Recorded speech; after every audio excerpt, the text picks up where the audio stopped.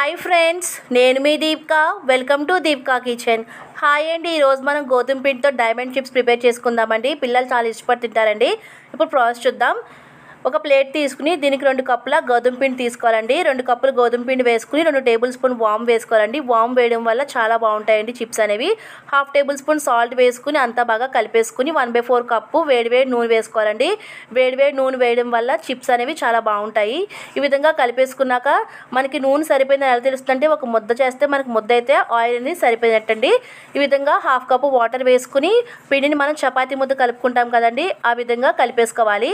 ఇంకొంచెం కూడా వాటర్ వేసుకుని చపాతీ ముద్దలాగా కలిపేసుకోవాలండి. ఈ విధంగా అంతా కలిపేసుకుని ఒక 5 నిమిషాలు ఈ విధంగా బాగా కలుపుకోవాలండి. దీనికి కొంచెం గట్టిగానే పిండి అనేది కలుపుకోవాలి, మరీ సాఫ్ట్గా అయితే కలుపుకోక్కర్లేదండి. ఈ విధంగా కలిపేసుకుని పిండి అనేది ఒక 1/2 అవర్ నానబెట్టుకోవాలండి. 1/2 అవర్ అయ్యాక ఈ విధంగా ఈక్వల్ బాల్స్లా ప్రిపేర్ చేసుకోవాలి.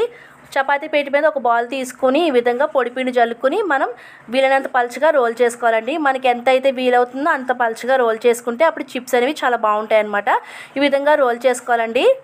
చూసారు కదా, ఈ విధంగా రోల్ చేసుకున్నాక ముందుగా స్ట్రైట్గా కట్ చేసుకోవాలండి.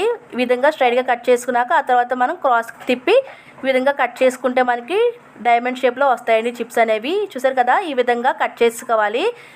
ఇప్పుడు ఈ విధంగా కట్ చేసుకున్నాక మనం దీనిపైన పొడిపిండి జల్లామంటే మనకి చిప్స్ అనేవి ఒకదానికొకటి అతుక్కోవండి ప్లేట్లో వేసాక.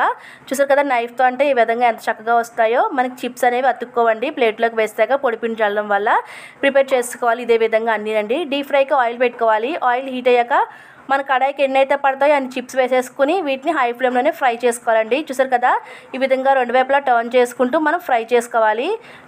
కొంచెం కలర్ అయితే చేంజ్ అయింది కదండి, ఈ విధంగా కలర్ చేంజ్ అయితే సరిపోతుందండి. మనం బయట తీసాక ఇంకాస్త కలర్ వేస్తాయన్నమాట.